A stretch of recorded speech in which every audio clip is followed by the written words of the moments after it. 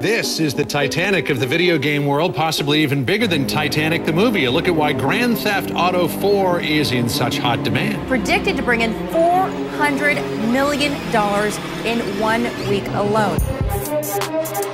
In 2008, GTA 4 was released on the next generation of Xbox and PlayStation consoles. It had been 7 years since the last numbered Grand Theft Auto, and 4 years since the ambitious GTA San Andreas. By 2008, many developers had tried to capture the magic of the 3D GTA games. Games like Mafia followed GTA 3's criminal underworld theme. Scarface: The World Is Yours carried the neon-tinged torch left over from Vice City, and other entries like Saints Row captured the gangs and wacky sense of humour from San Andreas. Grand Theft Auto was so popular by 2008 that a new gaming genre had formed. The GTA clone was here to stay. But while all of these games are great in their own way, they never captured the magic that Grand Theft Auto did. Well, it pains me to say this, but GTA 4 also fails to capture the magic that made the 3D trilogy great. Whereas San Andreas' philosophy was to expand, with every idea that Rockstar thought of considered for the game, the opposite is true for GTA 4. Everything has been restricted in the pursuit of something new, something that is bold, brave, and for 2008, completely revolutionary. But now, nearly 14 years later, where does that leave GTA 4? How does it hold up in 2022?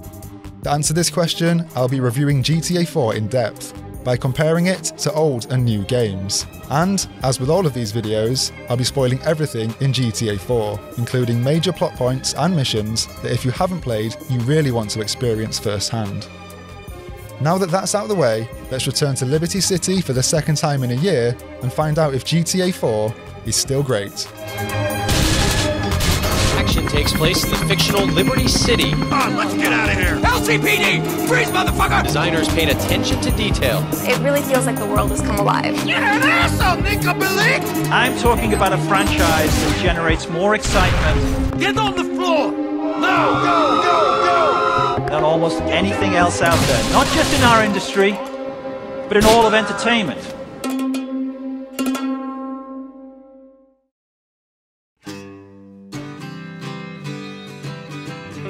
If you were to ask me what makes GTA games great, I'd say there are 3 things.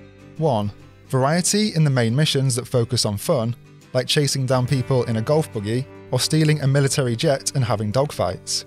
2. Side content that gives us meaningful rewards, such as the emergency vehicle missions that boost our body armor and health. And 3. An open world that rewards exploration, like the hidden packages, as well as powerful items like the rocket launcher. Now, in GTA 4, we have lost all of these, or rather, they have been watered down to create inferior versions. The main missions, which do have their moments, get lost in the sheer amount of combat and chase sections. The side content is similar and doesn't reward us as much as it should, and the rewards in the open world are much worse than San Andreas, a game where the hidden packages were already a step back from Vice City and GTA 3. It's almost as if we're entering the age of modern open world games, where we're given these extremely detailed worlds with satisfying combat or traversal mechanics, yet we're asked to rinse and repeat the same objective over and over. This is intentional in GTA 4 though, as its focus on realism has restricted the game. Gone are the RPG stats from San Andreas, because it's not realistic for a skill meter to pop up on screen. There's no wacky weapons, because flying around on a jetpack is obviously ridiculous. And why would our character, who is here for money, waste his time completing vehicle challenges, when he could be murdering people for a few grand a pop?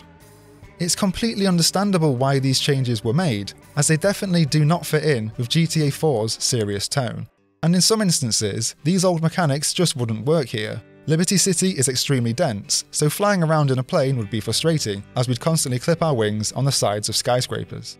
We also don't need to fly between different airports, as the map is much smaller. We now have taxis and can fast travel easily.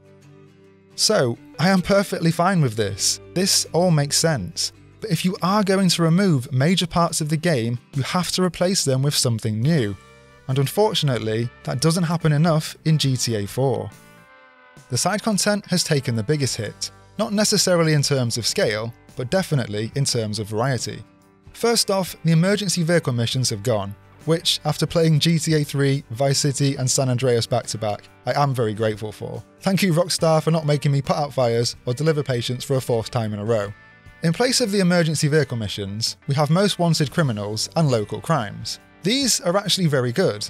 They provide short bursts of action in the open world, where we're chasing down a target or eliminating a gang, a bit like a bandit camp in modern gaming. They also take us to new parts of the city with some great combat spaces, like battling through Pier 45 or fighting up the stairwell of an apartment block to take down our target on the roof. The problem then comes with the lack of creativity in the rest of the side content, as these new missions are almost a one-to-one copy of the new assassination missions. The only difference I can see is that some of the assassination missions are slightly longer, but at their core we're simply taking down bad guys. So you can already see that the content we've lost has been replaced with 2 things that are practically identical. Even the new random friend mechanic has similar objectives. The friends are a great idea, as we stumble across chance encounters with the eccentric people of Liberty City. They are great at adding more depth to this world, as we see how life in Liberty City has affected these people. But the objectives are so uninspired. Usually we'll go somewhere, do a thing, beat up someone's abusive boyfriend or murder some drug dealers, and then we leave. I would have been happier just to speak to these people, as this is the best bit, learning about each character's story rather than the bland objectives. Arguably, variety comes from the different characters, which is a fair point. We see this in other activities too that have identical objectives, but we still needed more in terms of variety or more in terms of rewards. This is something that's hard to take, the lack of rewards. One of the best parts in GTA games were the rewards, like completing the Pizza Boy missions to upgrade our health, or the shooting range to unlock a faster reload in Vice City. Well, now we are not rewarded for the majority of side activities. If we complete all of the most wanted or assassination missions, all we get is an achievement or a trophy. This sort of stuff might appeal to a lot of people, but I personally don't care about my gamer score, Steam achievements, or trophies on PlayStation. I much prefer unlocking a perk or unique part of the sandbox in-game, like in San Andreas, when we unlock vehicles for completing the arena races in Los Santos. We do get vehicles like this for some activities, like the Huntley Sports for delivering 10 drug packages, but it doesn't happen enough. Plus, we get better vehicles for simply playing the story, like in Infernus in the final third of the game. The problem is that the majority of meaningful upgrades are locked behind girlfriends and characters we meet. I am stunned at this, as Rockstar has tied the best rewards to the romance side content, one of the worst parts of San Andreas. In both games, we call someone to go out, pick them up, drive somewhere for food, a minigame or a show, and then we drive back. Over time the person likes us, and once we pass 75% friendship, we unlock an in-game reward. Just to highlight, completing side activities for certain characters also makes the respective person like us, which means we can kill 2 birds with 1 stone.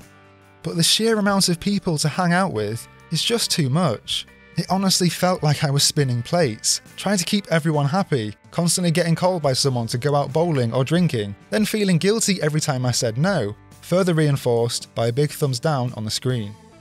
These moments are better than San Andreas, as we see excellent character development, but it's too repetitive. Like most of the side content, we needed more variety. The fact that the sandbox has been reduced also affects the main missions, where it felt like 50% followed the same structure. We go somewhere, have a shootout, and then chase down an enemy in a car, a boat, or on a bike. The more unique chases were always the best, like chasing the L train through Broker or a helicopter through Algonquin. But there are too many standard chases using cars over and over again. We also have objectives that simply repeat. Hacking into a cop car to track someone down or tailing people were repeated more than once, something that rarely happened before, especially in GTA 3 and Vice City. However, once we accept that GTA 4 is a different game, which admittedly does take a while, it really does come into its own. Even though there's more repetition, I really appreciated the unique missions that reminded me of the best parts of previous GTAs. We have those intentionally mundane missions in ridiculous scenarios, like driving a garbage truck and collecting diamonds hidden in bin bags, or another mission where we go jogging in GTA 4's version of Central Park.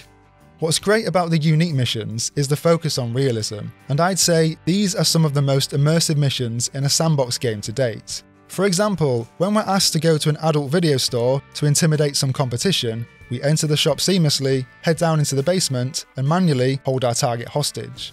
And there's one absolutely incredible mission where we go undercover for a job interview. We even have to submit a resume to the company, get our suit prepared, walk to the office reception, and then head to our target's office. This level of immersion reminds me of the best missions in Cyberpunk. When Cyberpunk worked, that is. In true GTA style, missions also use different parts of the sandbox. A lot of the time, we're given a weapon and asked to tackle an objective in any way we want. Arguably, these are similar to Most Wanted and assassination missions, but the stakes are always higher here to make them stand out. The best example of this is the 3-leaf clover mission, where we're robbing a bank and something goes wrong. Robbing banks has been a staple of GTA games, but here the spectacle is taken to the extreme. A shootout to leave the bank, which sprawls out into the streets, only to escape in a subway station and fight with our backs against a train tunnel. These cops is gonna fucking trap us in this tunnel! Shit! Let's go fucking peaceful! We also have to praise the missions for not holding our hands at all times. Most missions simply give us an objective, and we have to figure out the best way to get there. Some of these channeled the best parts of Breath of the Wild, where we're studying our environment, searching for a route to a high point on the map. Here, using air vents to get onto the roof. Unfortunately though, once we're in these positions, there's only one option: fire a weapon and alert everyone in the area. Having the option for stealth would really have benefited these missions, as it would have been great to thin out enemy numbers before going in, or even to mix up gameplay. There is a stun punch mechanic, which instantly knocks someone out, but where are the stealth kills, the noise meter, and the shadow mechanic from San Andreas? There are even ways to throw objects in the world, which would have been perfect for stealth. Oddly though, this mechanic is used in a tutorial and abandoned after that. Modern games understand that more options for the player is always a good thing.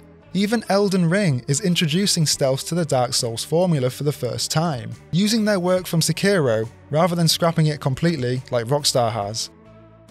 At the risk of sounding like a broken record, more variety would have helped here, as when we take away the handful of unique objectives, all we're left with is combat. This isn't necessarily a bad thing, as just like the missions that are immersive, everything comes together here too. The first thing to say is that Rockstar has nailed the most important thing for combat: the strategy. Because in GTA 4, we can't run into an encounter and simply chain headshots together using twitch reflexes. Our aim is inaccurate when we move, and our enemies hide behind cover, making them hard to hit. Therefore, the best way to approach an encounter is to get in the best position, finding cover where we can see all of the battlefield, or finding somewhere that doesn't leave us open. If we do try and pull off an aggressive move, it usually goes badly. The enemy AI is intelligent, which ties into this perfectly. For example, if we destroy an enemy's cover, they'll fall back and reposition. And enemies also charge forward to put us on the back foot. This means we need to watch our enemies at all times, thinking about our next move as well as theirs. The most impressive thing though is how the physics take everything to the next level. Because the focus in GTA 4 is realism, it means the world acts in realistic ways. Cover, for example, is now fully destructible, so if we see an enemy hiding behind, say, a wooden bench, we can shoot away the wood and expose them. This goes both ways too. If we're covered behind some barrels, the enemy can shoot away each one, exposing us instead. I also enjoyed fighting in warehouses because of this, as chunks of concrete are chipped off pillars, like the lobby scene in The Matrix.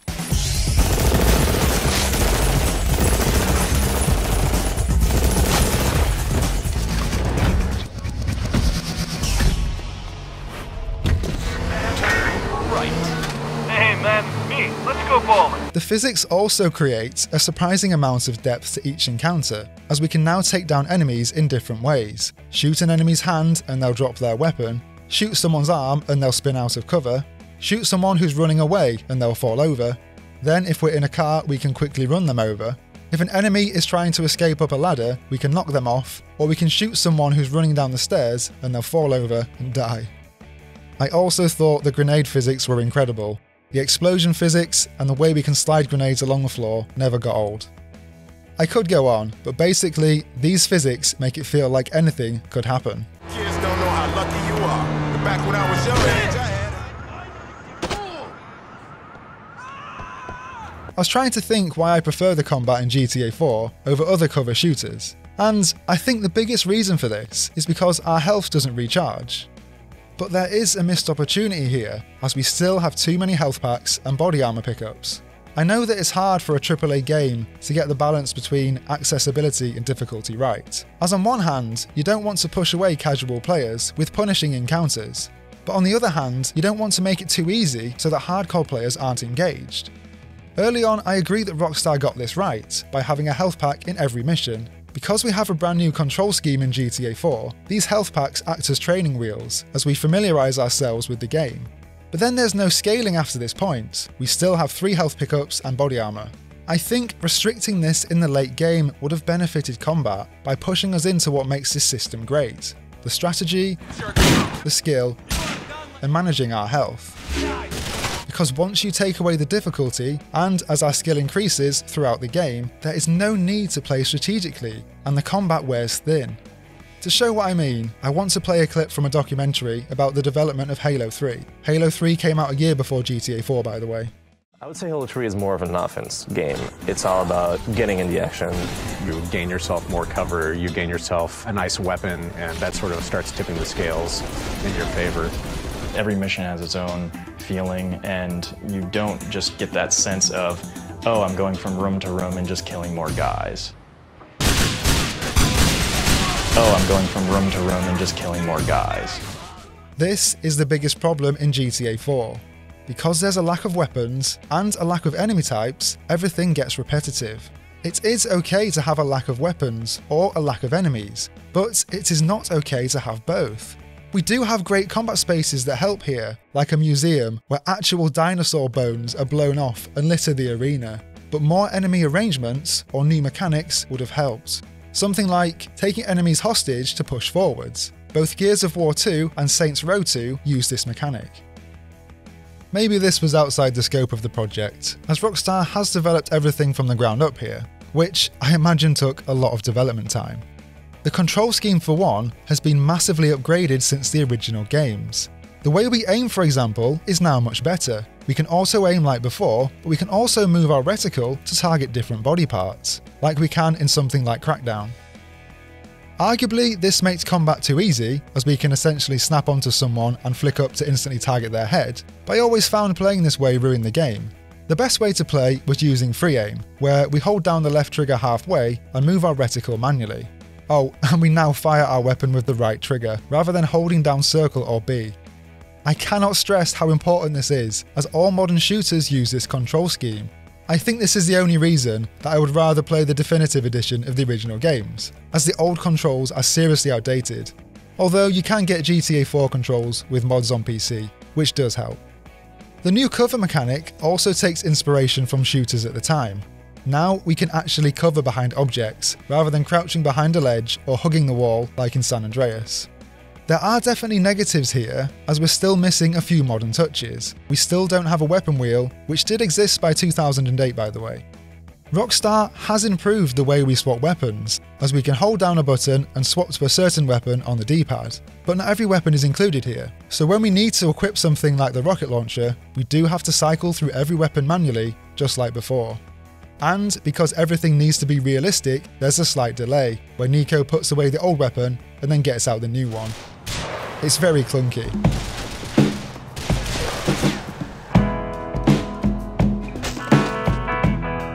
You probably know where I'm going with this, but the way we move is also clunky. It doesn't feel right, as we have to shift our weight to build up momentum. But this means there's a slight delay every time we try to move, which is basically an overcomplicated version of input lag. Moving Nico in tight spaces was always the worst, as I was constantly getting stuck on door frames or walls or when turning a corner. This feeling of clunkiness is everywhere in the game, even when using something as simple as a ladder. I appreciate that we can now use ladders, rather than them being purely for decoration, but there are issues here too. So many times I couldn't get onto a ladder to get down from somewhere, to the point that I genuinely found it easier to hurl myself off a rooftop and take the damage penalty. If a window cleaning platform wasn't available, I generally didn't bother. All of this is of course designed to be realistic, but I'm not sure restricting core mechanics to achieve this has paid off. It is never a good thing when control over our character is taken away, because then we're battling with the wrong parts of the game. We're battling with the controls rather than the difficulty. Okay, so thankfully the driving is much better. The driving in GTA 4 is not just the best driving in a GTA game so far, I think it is one of the best driving systems in any sandbox game, if not the best. I honestly struggle to think of a sandbox game that has better driving. The biggest difference between the driving in GTA 4 and other sandbox games is that GTA 4 isn't like an arcade racer. We can't simply slam on the brakes and power slide gracefully around a corner. Now we have to plan each turn, slow down, and then accelerate as we pull away, just like we would in a proper racing game. We can never switch off as we move through the world, as we have to keep our eyes fixed on the road to check if a sharp turn is up ahead, or if a car is turning into our path. This means at high speeds, everything is extremely tense, even more so than before. We already know that we have less control the faster we go, but now our car could take too much damage and refuse to start. And this is on top of Nico flying out the front windscreen and taking away all of our momentum. Driving in GTA games has always been about forward momentum, moving through the world in straight lines using shortcuts to maintain our speed.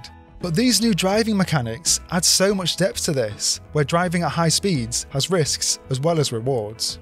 It was in these moments that I was reminded of the best parts of Monster Hunter, where each weapon takes hours to master.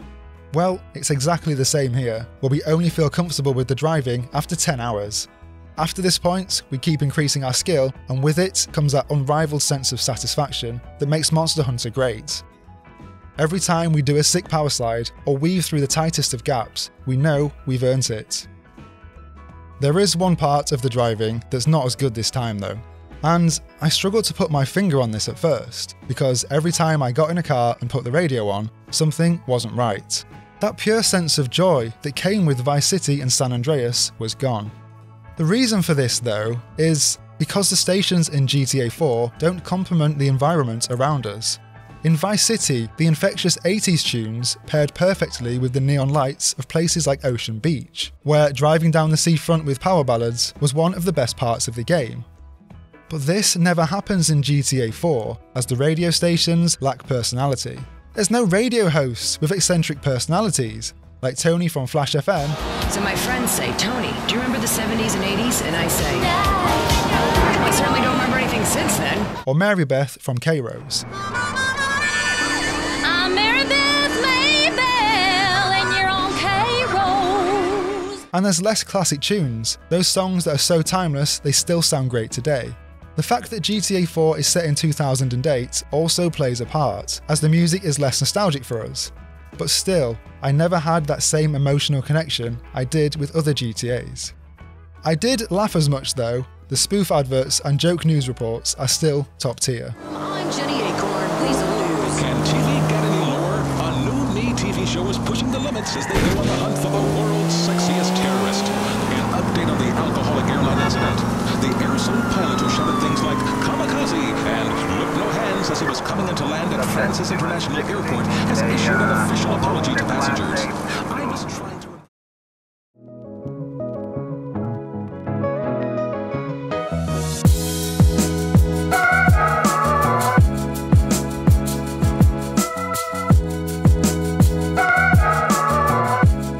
Now, this is usually the point in the review where I say something like, I think the world in GTA 4 is one of the best I've ever seen.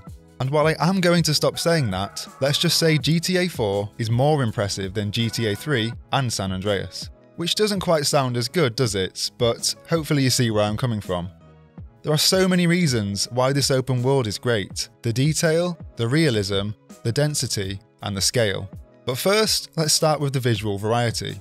Liberty City has been redesigned since the blocky days of GTA 3 to mimic New York City more realistically. To facilitate this, the map is split into different areas, representing the boroughs of New York, as well as an area outside of the city to represent New Jersey, known as Alderney in the game. Inside Liberty City though, we have Broker and Bohan, Brooklyn and the Bronx, Dukes, or Queens, and Algonquin, or Manhattan. In open world games set in nature, it is much easier to create variety. We might have a jungle area, a lava area, or a desert area, with unique flora and fauna to sell this idea. In open world games set in cities, creating visual variety is much more tricky. Games like Cyberpunk and San Andreas included areas outside of the city limits, like the Badlands and Bone County, whereas Spider-Man changes the seasons throughout the game, with autumnal browns and oranges covering Manhattan during fall. GTA 4, however, follows the traditional routes by creating different zones. We see industrial zones in Alderney, with huge cooling towers and snaking pipelines, dense commercial areas in Algonquin, each with unique shops, and high-rise apartments across the city, giving us that project's feel. Most games set in cities use this method, as actual cities are designed in this way. If you're trying to create an immersive open world, it makes sense to copy the way cities are built in real life. But GTA 4 sets itself apart from other open world games by packing in an impressive amount of detail. The detail of Chinatown in Algonquin, the many restaurants or shop fronts where the passion of Rockstar's artists is on display, or the dense urban jungle in Broker with train tracks overhead, billboards everywhere, and so much happening around us. The sheer density of Liberty City always left me stunned, with Star Junction in Algonquin being a standout area. I mean, look at this. Do you believe this game came out in 2008? The level of detail is out of this world. You know, minus the resolution, this isn't far off from what we have in Spider-Man's recreation of actual Times Square. Oh, and this is captured on the PS5 by the way, from the remastered Spider-Man. So, we have these areas that act as huge punctuation marks in the open world. But as well as this, we have details that are more subtle that each add to world building. If we go into an apartment in Bohan, which is a poor area in Liberty City, the stairwell is dingy. We see a man urinating against the wall on one floor and a man sitting in a corner begging on the next. Go to an apartment in Algonquin and the scene is completely different. Algonquin is a rich area, so the walls are nicely painted, a man is sweeping the floor, and there's even notices reminding people to take their trash out. And this is everywhere too. The way the burger shot at Star Junction is glitzy, with flashing signs to fit in with the area, yet the burger shot in Alderney is more subdued with simple architecture. Or the way the roads are uneven and full of potholes in Broker as this area is in disrepair. The physics are completely realistic here too, where our car will sink into a pothole when we pass over it. It's because of this attention to detail that Liberty City is as impressive as San Andreas. Sure, San Andreas was larger in scale, but I think Rockstar more than makes up for this in other ways. For example, flying a helicopter across the city showed the verticality of this world, and the huge technological leap we've made since 2004. The way we're dwarfed by these mammoth skyscrapers is so far beyond anything we had in San Andreas. This sense of awe is the same when we explore on foot. As before, we can go into a handful of interior spaces. Fast food chains, clothes shops, gun shops, a strip club, a cabaret club, or a stand-up club. In the cabaret club, NPCs are sitting around waiting for the next show, but if we return here in the morning, the club is empty, because obviously no one goes to a show at 8 AM. Go inside Twat Internet Cafe, and there are PCs everywhere, someone working the front desk, and people eating at tables in the cafe area. At the Internet Cafe in Broker, the receptionist greets us every time we walk in. My favorite customer, he's back. My favorite internet cafe worker is still here. Good to see you. But unlike other games, her lines don't repeat. She has something new to say each time. We even get to know the receptionist after a while and learn her name is Alejandra. That's good to know, Alejandra. This is the best part about GTA 4. Exploring and seeing the care and attention that Rockstar gave to this world. You've probably seen the videos listing all of the tiny details, and if I was taking the advice of all the YouTube psychologists, I'd probably make a separate video titled something like, "You won't believe these insane details in GTA 4. But instead of doing that, I'll just list them off here. Here are some of my favourites. NPCs are now working in the city, gardening, sweeping up boardwalks, and working on construction sites. NPCs go jogging and take pictures in the park, or simply sit on benches admiring the view. Some NPCs check their bank balance at ATMs. We can do the same by the way, which displays our balance in first person. Cops now chase down suspects, like in Vice City and San Andreas, except this time they'll actually arrest them, put them in the back of a cop car and drive off. Items act realistically in the world, where shooting a gumball machine smashes the glass, sending sweets everywhere. Shoot a trash can and the sound of a bullet reverberates through it.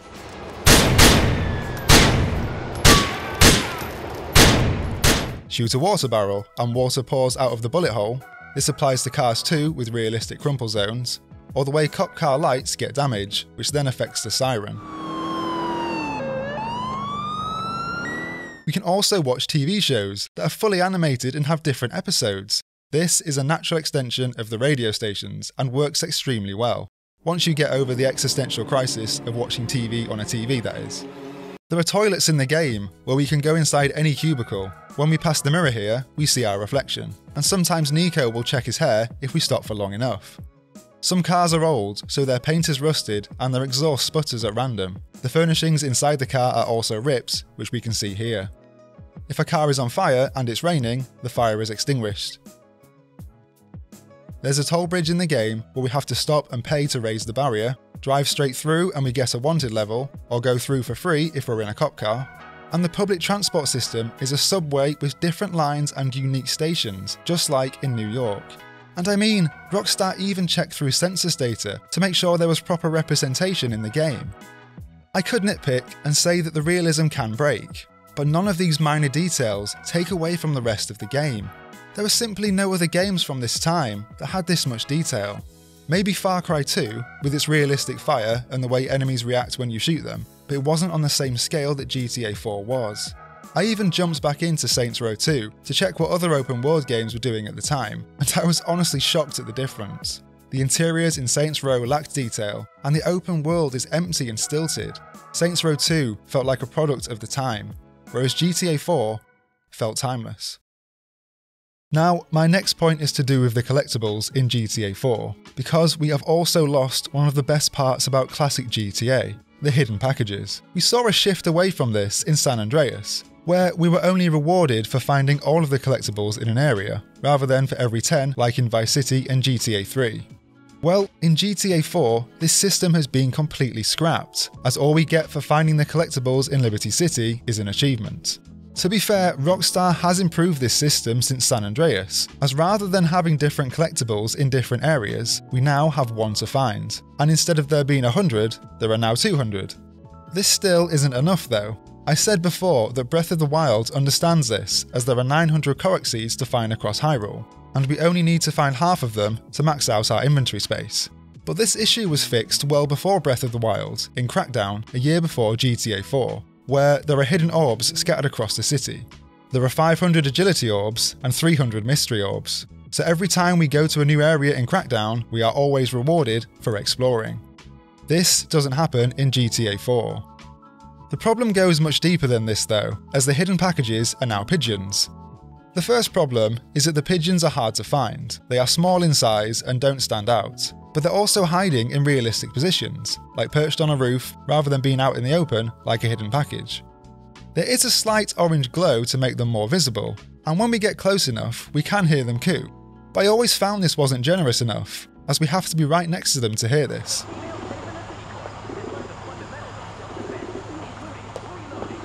We've also lost the reward of finding weapon pickups. We still find weapons in the open world, but as there are less weapon types to find, it means we stumble across stuff like pistols or machine guns, weapons that drop easily from enemies.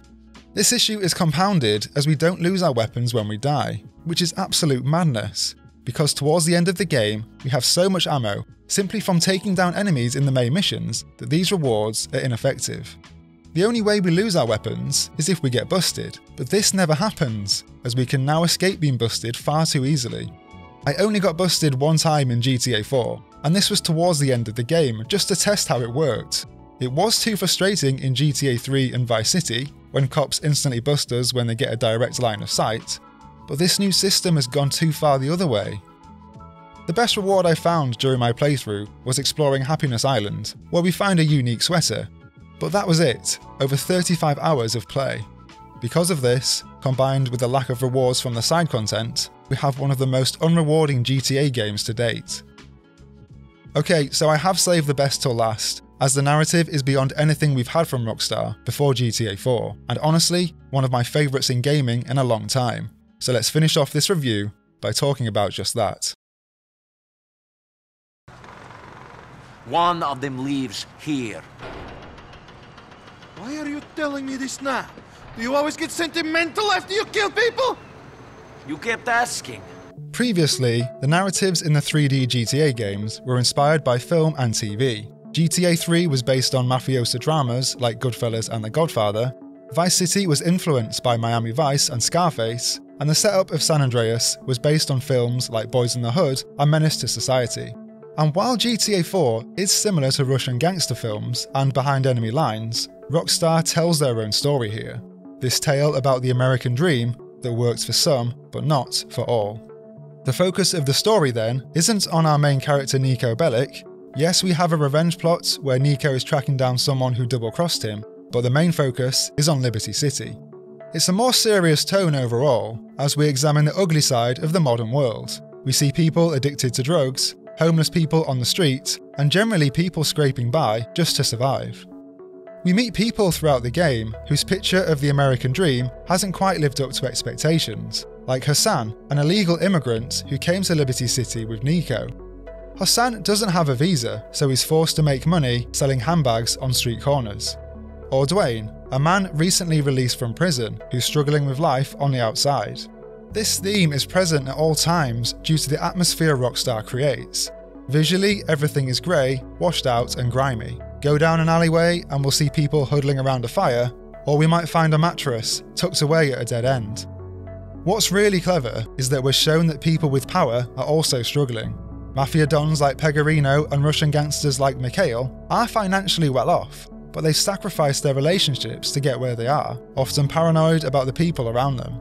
In these moments, and throughout the game, we're asked to murder someone's best friend, or even direct family members, which tips the narrative into dark territory.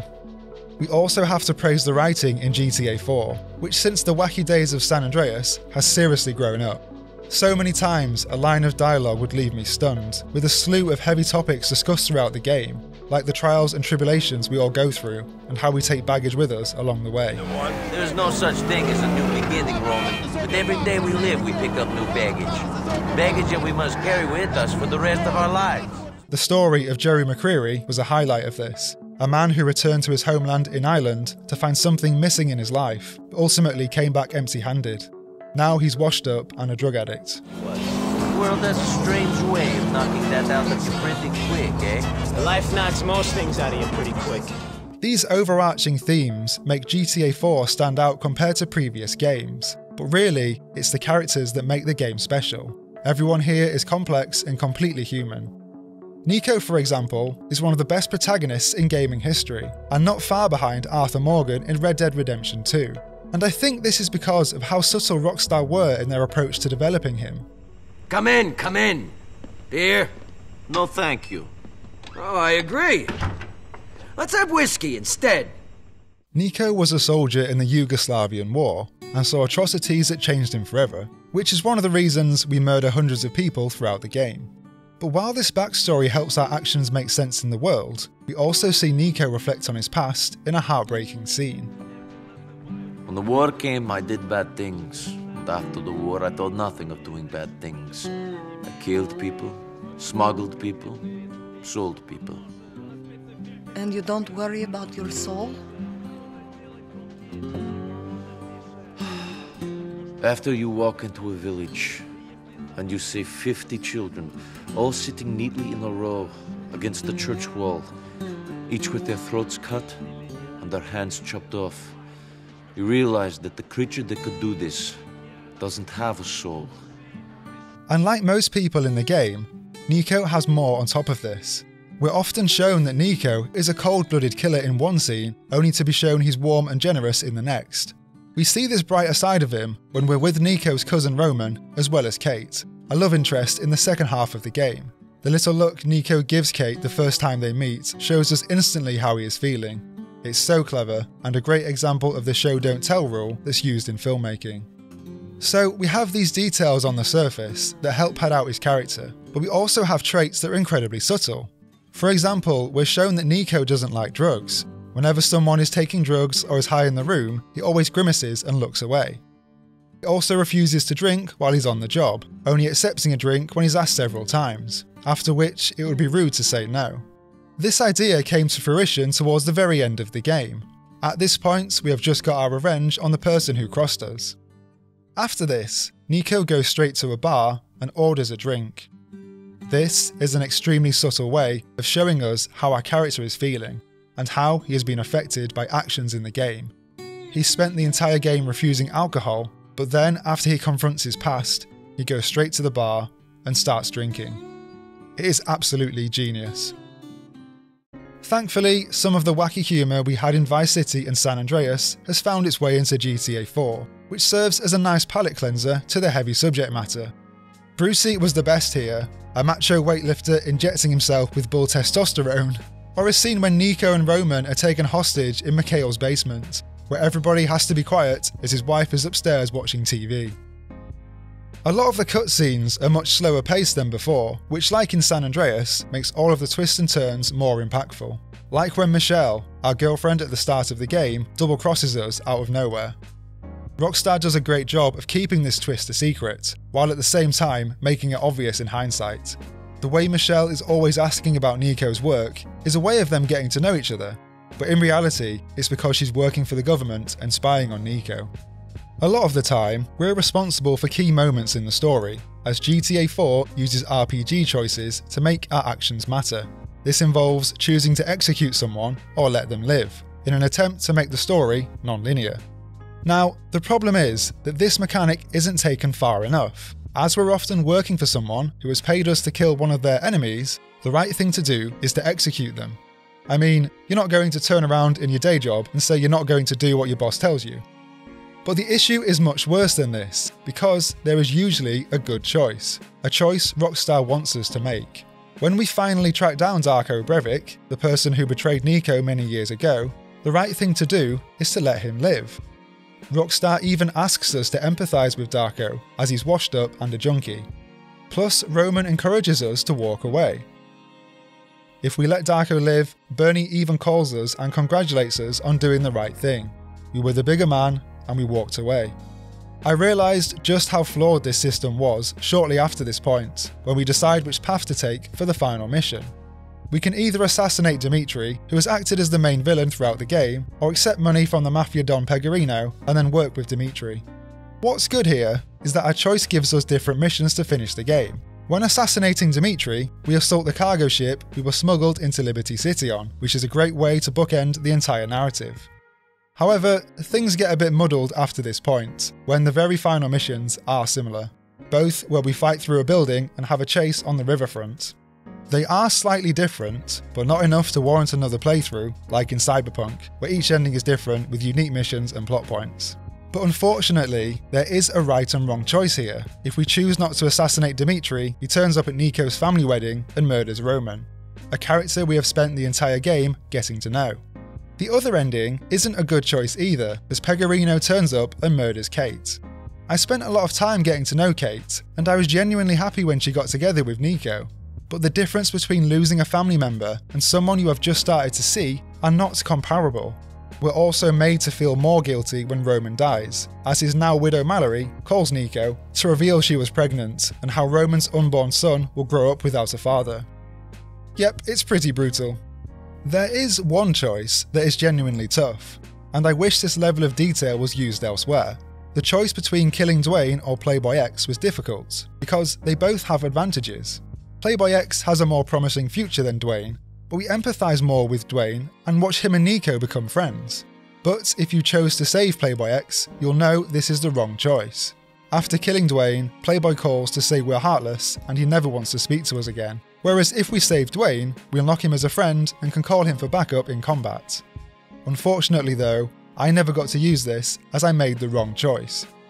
The best RPGs understand that there is no right or wrong choice. Every decision we make has positives and negatives, and no matter what we decide to do, we are always reminded of our actions. GTA 4, unfortunately, doesn't understand this. Okay, now it's time to answer that final question. Is GTA 4 still great? I find myself in the exact same position I was in after finishing GTA 3, where my left brain and right brain are battling it out to decide on an answer. My left brain is being objective and saying that GTA 4, like GTA 3 in 2001, redefined the open world genre. It presents a world that is extremely realistic and full of tiny details that immerse us at all times. But then my right emotional brain is annoyed that the best parts of classic GTA have been scrapped and haven't been replaced by anything on the same level. But there's one thing that clinched it for me. It was the narrative. This subtle, complex, and often cynical look at modern life. with so many great lines that I'm still thinking about them even now, and that really is the sign of true art. So yes, GTA 4 is still great, due to its open world, brilliant combat, narrative, and this huge technological leap from GTA 3. It was completely groundbreaking at the time, in the same way Mario 64 was in 1996, or how the Unreal 5 demo is today.